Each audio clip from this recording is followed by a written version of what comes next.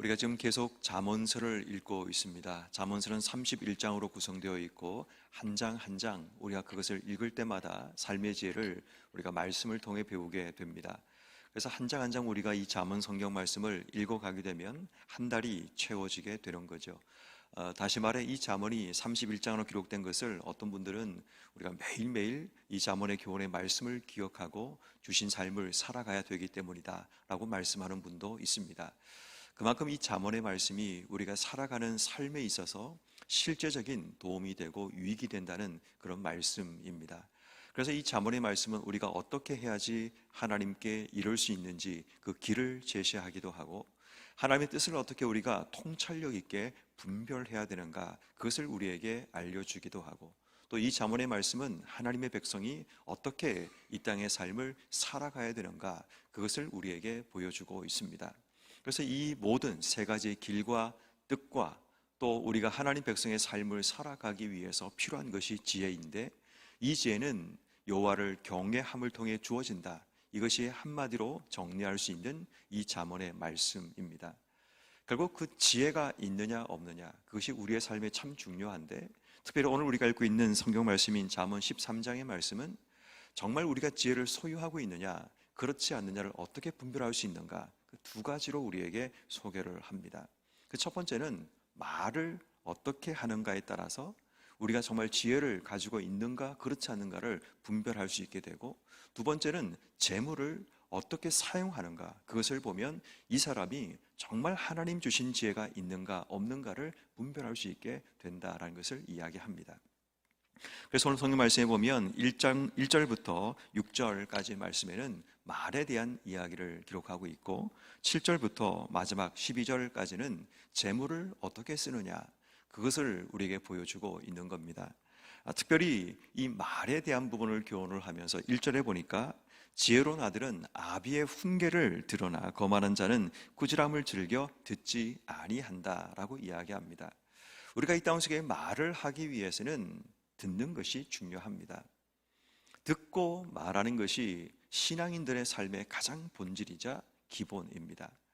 듣지 않고 내 말을 하다 보면 그 말로 인해 우리의 삶이 어려움과 곤궁에 처하게 되는 겁니다. 그러므로 늘 언제나 우리가 기억해야 될 중요한 것은 지금 내게 어떤 말을 하고 있는지, 사람들은 내게 어떤 말을 주고 있는지, 또 하나님께서는 내게 어떤 말을 하고 계시는가, 이것을 제대로 듣는 지혜가 우리에게 필요합니다. 제대로 들을 때에 우리는 그 말에 근거하여 어떻게 살아야 되는가가 분명히 주어지게 됩니다. 다시 말해 지난주일 하나님께서 우리에게 인생 광야에서라는 말씀을 주셨다면 왜 하나님이 그 말씀을 우리에게 주시는가를 우린 제일 먼저 생각해야 됩니다. 하나님께서 왜 나에게 이런 말씀을 주시는지, 그 말씀을 통해 나에게 어떤 길을 가기 원하시는지, 늘 우리의 삶이 그 듣고 그 삶의 길에 서야 하는 겁니다. 듣지 못하고 들리지 않으면 결국 우리 인생은 잘못된 길에 갈 수밖에 없음을 보게 됩니다. 그런 의미에서 우리에게 듣는 것은 굉장히 중요합니다. 특별히 세상을 살다 보면 내 주변 사람들이 나에게 무슨 말을 하고 있는지, 어떻게 그들의 입을 통해 하나님이 나를 경고하고 계시는지, 그것을 듣는 지혜가 필요합니다. 근데 문제는 어떤 사람은 자기 할 말만 생각하다 보니까 듣지 못하는 경우들이 있습니다. 그래서 가끔씩 너는 참 듣지 않는구나 라는 이야기를 우리가 할 때가 있습니다. 늘 자기 말만 생각하고 있으면 누가 지금 나에게 뭔가를 말해주고 있는데 그게 들려지지 않는 겁니다. 그래서 오늘 우리에게 지혜가 있다는 것을 증명하는 첫 번째는 뭐냐면, 말을 제대로 잘 해야 되는데 말을 잘하기 위해서는 가장 먼저 듣는 지혜가 필요하다라는 것을 이야기합니다. 왜냐하면 2절 말씀처럼 그 듣는 지혜가 사람의 입의 열매로 인하여 복록을 누리거니와 마음이 괴사한 자는 강포를 당한다. 우리가 잘 듣고 말을 하는 것에 따라서 우리의 삶에 복이 주어지는 그런 일이 벌어지게 되기 때문입니다. 자, 그리고 이제 또 한 가지 이 말에 대한 부분을 설명하면서 3절 말씀, 입을 지키는 자는 자기 생명을 보존하거니와 입술을 크게 벌리는 자에게는 멸망이 온다라고 이야기합니다. 여기서 쓰고 있는 입술을 크게 벌린다는 이 말은 어떤 말인가 하면, 과장된 말을 하거나 아니면 무책임한 말을 하거나 아니면 남을 비방하는 말을 하는 것을, 입술을 크게 벌린다라고 말하고 있습니다. 벌린다라고 말하고 있습니다. 다시 말해 이제 우리가 잘 들었으면 이제 말을 해야 되는데 그 말에 무책임하거나 말을 과장하게 자신을 지키고 자신을 알리기 위해서 그런 과장된 말을 하거나 아니면 남을 비방하는 그런 말을 하게 되면 결국 그 말로 인해 우리 인생에 멸망이 찾아오게 된다는 겁니다. 다시 말해 이 말이라는 것이 우리 인생의 지혜를 가지고 있는지 가지고 있지 않는지를 확인하는 굉장히 중요한 척도가 될 수 있습니다. 말이 지혜가 없는 사람들은 그냥 말을 먼저 뱉고 말죠. 그러다 보면 그 말에 대해 늘 책임을 져야 되는 그런 일들이 벌어지게 됩니다. 무책임하게 말을 던지거나 말을 지혜 없이 말을 하거나 아니면 자신이 뭔가를 드러내기 위해서 과장되게 뭔가를 말을 하다 보면 꼭 그것으로 인해 문제가 발생되게 되는 겁니다. 그래서 오늘 성경은 말하기를 입을 지켜라 라고 얘기합니다. 제대로 우리가 말을 하기 위해서는 내 입술에 파수꾼을 세워서 내가 하는 말을 한 번쯤 더 생각하고 고민한 이후에 우리의 말을 지키라는 겁니다. 하고 싶은 말 다 하고 세상을 살 수 없습니다. 내가 그냥 누군가에게 하고 싶은 말 다 하면 결국 그 말로 인해 우리의 삶은 발목을 잡히게 되고 그 말 때문에 어려움을 당하게 되는 겁니다. 그래서 늘 언제나 우리가 기억해야 될 것은 입술을 지키는 지혜가 우리에게 필요한 겁니다. 4절 말씀에 보니까 게으른 자와 부지런한 자를 소개하는데 이 부분도 지금 말에 대한 경구를 설명하는 이 내용 가운데 이 부지런함과 게으름이라는 것은 그냥 행동적인 부지런함과 그리고 게으름의 얘기가 아니라 말에 있어서 말만 하고 행동하지 않는 게으름에 대한 이야기를 하는 겁니다. 그 뒤에 나오는 부지런함이라는 것은 말과 행동이 일치되는 것, 다시 말해 이 말에 있어서 우리의 삶이 행동이라는 실천으로 이어져야 된다는 것, 내가 말을 했으면 그 말에 따르는 책임을 온전히 감당하는 그런 지혜를 우리에게 말씀하고 있습니다.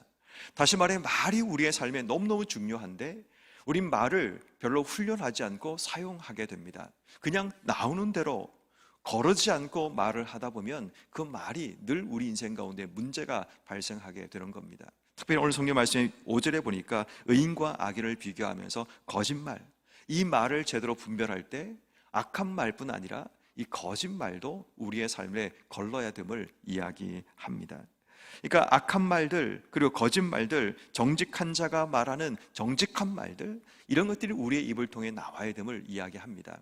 다시 말해 크게 말하면 우리가 말에 있어서 잘 듣고 우리의 입을 지키고 말과 행동이 일치되는 그런 선한 말을 해야 됨을 우리에게 말씀하고 있는 겁니다.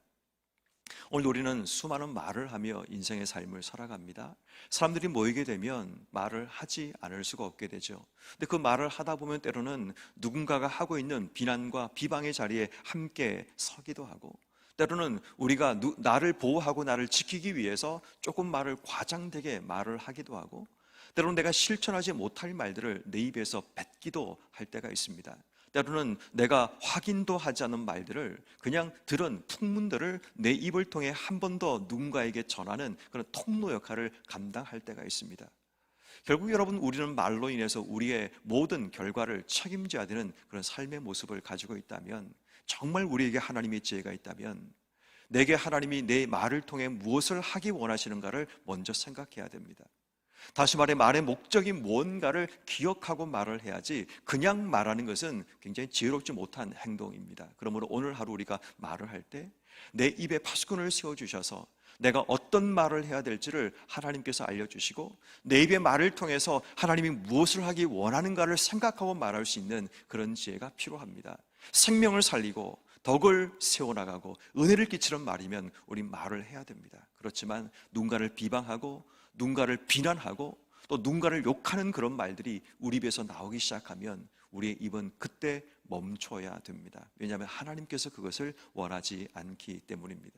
또한 내가 뱉은 그 한마디 말이 돌고 돌고 돌아서 결국 그 사람에게 들어가게 되면 결국 그 말로 인해 우리가 큰 어려움을 겪을 수도 있기 때문입니다. 그러므로 지혜는 말을 지키는 겁니다. 말과 행동을 실천하는 겁니다. 그리고 지혜는 내가 들은 말을 마음속에 품고 잘 소화해서 표현하는 것, 그것이 바로 말의 지혜를 가진 자가 살아가는 방식임을 우리에게 말씀하고 있습니다. 그러므로 오늘 하루 말의 지혜를 가지고 주신 삶을 살아가는 여러분 모두가 되기를 주 여러분을 축원합니다. 두 번째로 오늘 성경 말씀은 재물의 지혜에 대해서 소개하고 있습니다. 우리가 지혜가 있다는 것은 내게 주신 소유, 이 물질을 어떻게 쓰느냐, 여기에 달려 있음을 우리에게 보여주게 됩니다. 7절 말씀에 보니까 스스로 부한 채 하여도 아무것도 없는 자가 있고 스스로 가난한 채 하여도 재물이 많은 자가 있느니라 라고 이야기합니다. 이 말씀을 보통 일반적으로 해석이 좀 다양하게 이 말씀은 해석이 됩니다. 가장 간단하게 이 부분을 이해하는 분들은 눈에 보이는 것이 전부가 아니다. 그러니까 행색이 초라하다고 돈이 없는 게 아니고 또 행색이 부하다고 있는 게 아니다. 그러니까 보이는 대로 판단하지 마라 라는 그런 의미로 이 본문을 많이 해석을 하기도 합니다. 그렇지만 어떤 학자들은 이 부분을 그렇게 해석하지 않고 두 부분 모두를 비난하는 부분으로 해석을 합니다. 다시 말해 없는데 있는 척 하지 말고 있는데 하나님 뜻대로 이 물질을 쓰지 않는, 자신이 가난한 자여서 이웃의 필요를 돌보지 않는 그런 삶을 살면 안 된다라는 교훈으로 쓰여진 말씀이라고 해석을 합니다. 저는 후자 입장에서 이 본문을 이해해보고자 합니다. 어차피 여러분, 우리에게 물질이 있는 것은 또 아름답게 하나님이 쓰라고 주신 거고 또 없으면 없음 자체를 인정하면 됩니다. 그런데 문제는 척하며 사는 것, 누군가에게 보여주기 위해서 또 누군가에게 없는 척하며 내가 해야 될 본분과 사명을 감당하지 않고자 하는 것, 그것은 여러분 우리에게 어리석은 겁니다. 이것은 물질뿐 아니죠. 내게 주신 은사도 마찬가지입니다. 이제 한 해가 마무리되고 새로운 한 해를 준비하려면 내게 주신 은사에 따라 주의 몸된 교회 안에서 쓰임받고 훈련되어야 됩니다. 여러분, 우리가 하나님 앞에 사역한다는 것은 단순히 그냥 어떤 일을 하는 게 아니라 하나님이 나를 그 사역을 통해 단련시키고 훈련시키기 위한 목적이 있습니다. 혼자 있으면 내 삶이 굉장히 괜찮아 보이지만 사람들 무리 속에 사역을 하다 보면 내 속에 약점들이 드러나게 됩니다. 하나님이 왜 우리를 사역의 자리에 이끄시냐 하면 그 약점이 드러난 그 자리에서 나를 단련하고 훈련하여 그 부분이 드러나게 하시는 겁니다. 그래서 하나님이 그 부분을 나를 통해 훈련하고 준비하게 하시는 겁니다. 그래서 하나님께서는 그 사역의 자리를 통해서 내 삶의 온전함과 사역, 이 두 개는 함께 가야 하는 부분인데, 제가 이제 그 하늘에 심겨진 하나님의 사람이라는 이 캐치프레이즈가 있는데, 이 부분에서 말하는 두 번째, 세 번째 원리가 이 부분입니다. 첫 번째가 하나님과 연결되는 부분이라면 두 번째는 온전함입니다. 세 번째가 사역함입니다. 그리고 네 번째가 성장함이고 마지막 이 세워감입니다. 이 다섯 가지 원리 가운데 이 온전함과 사역은 함께 맞물려 있습니다. 우리가 온전해야 될 이유는 사역하기 위함이고 사역하는 이유는 온전하기 위함입니다. 우리는 사역을 통해서 온전함을 배우게 되고, 온전함은 결국 하나님께서 우리를 사역으로 이끌기 위해서 우리의 삶의 온전함으로 주시는 겁니다. 이게 제 얘기가 아니라 에베소서 4장에 나오는 하나님 말씀의 원리에 근거해서 제가 소개해 드리는 겁니다. 결국 여러분, 우리는 이런 주신 삶의 자리에서 내게 주신 것 척하지 말고, 없는데 있는 척하지 말고, 그럼 배우면 됩니다. 열심히 노력하면 됩니다. 근데 있는데 없는 척하며 내 은사와 내게 주신 것을 사용하지 않는 그런 나쁜 습관을 가지면 안 되는 겁니다. 하나님 내게 주실 때는 분명히 쓰라고 주신 것이고 아름답게 열매를 맺으라고 주신 거라면, 이제 우리는 지금부터 내년 2024년을 위해서 내게 주신 은사와 달란트를 가지고 어떻게 하나님께 쓰임 받을까, 그것을 고민하고 기도하며 준비해야 하는 겁니다. 그리고 8절 말씀해 보니까 사람의 재물이 자기의 생명을 속전할 수 있으나 가난한 자는 협박을 받을 일이 없느니라. 이 말씀 무슨 말인가 하면, 재물이라는 것이 우리 인생에 정말 필요하다는 거죠. 왜? 생명의 속전이니까. 내가 살기 위해서는 이 생명의 속전을 내야 되는 거니까 이 재물이라는 것이 우리 인생에 정말 필요하다라고 얘기합니다. 그런데 그 뒤에 말씀을 보니까 가난한 자는 협박받을 일이 없다. 재물이 있다는 것이 꼭 우리에게 유익한 것은 아니다라는 거죠. 재물이 없기 때문에 고민하거나 근심하거나 협박받을 일이 없다라는 이 말은 재물이 없다는 것이 꼭 우리에게 나쁜 것만은 아니다라는 것을 설명하는 겁니다. 주셨으면 주심에 감사하게 아름답게 쓰면 됩니다. 그런데 없는 것은, 내가 노력하지 않고 없다는 것은 어떤 의미에서는 노력해야 됨을 이야기하지만, 열심히 했지만 내 삶에 이렇게 많이 없다면 하나님께서 내 삶에 그 자리로 이끄셨다는 것을 이야기합니다. 다시 말해 그 삶의 자리에서 자족함을 배우며 인생의 삶을 살아가는 것, 그것이 우리에게 필요하다는 겁니다. 있어도 하나님의 은혜고 감사이고 없어도 이것은 하나님의 또한 은혜라는 사실을 우리가 기억하며 살아가야 됩니다. 그래서 우리에게 중요한 것은 9절 말씀처럼 빛과 등불의 삶처럼 내 삶이 하나님 안에서 얼마나 환하게 빛나느냐, 아니면 내 삶이 꺼져가는 등불처럼 그렇게 보이느냐, 물질이 중요한 것이 아니라 내 삶이 하나님 향해 빛을 드러내는 그런 삶을 살아야 됨을 이야기합니다. 11절 말씀에 보니까 망령되이 얻은 재물은 줄어가고 손으로 모은 것은 늘어간다. 망령되게라는 것은 부정하고 그릇된 방법으로 재물을 축적하는 것을 이야기합니다. 다시 말해 재물을 얻는 방법은 깨끗하고 선하게 얻어야 된다는 것을 이야기합니다. 자, 오늘 무슨 말을 지금 제가 드리고 있는가 하면 이 말과 재물에 대한 이야기를 한마디로 결론을 모으면 딱 한마디 단어로 정리됩니다. 청지기로 살아야 된다라는 이야기를 하는 겁니다. 여러분, 우리 인생의 지혜라는 것은 정말 내가 하나님 안에 청지기라는 사실을 알고 사느냐 그렇지 않느냐에 따라 우리의 삶이 달라지는 겁니다. 우리는 입술의 청지기입니다. 우리는 물질의 청지기입니다. 하나님께서 우리에게 주신 말과 지혜를 가지고 우리 이 땅에 말을 하며 살아야 되고, 내게 주신 하나님의 물질을 가지고 이 땅 속에 우리는 쓰면서 살아가야 됩니다. 중요한 것은 이 물질의 청지기라는 사실을, 이 말의 청지라는 사실을 알고 사는 것과 모르고 사는 것은 차이가 있다는 겁니다. 그래서 오늘 우리가 하나님 앞에 기도해야 될 중요한 기도 제목은 하나님, 나는 청지기입니다. 내게 주신 말씀에 대한 청지기로 이 땅의 삶을 살아가게 해주시고, 내게 주신 물질에 대한 청지기로 주신 삶을 살아가는 그런 삶을 살게 해달라고 기도하셔야 됩니다. 우리가 청지기라면 지금 내게 있는 것은 내 것이 아닙니다. 하나님께서 내게 맡겨주신 겁니다. 그것은 물질이든 내게 들려주신 말씀이든 동일합니다.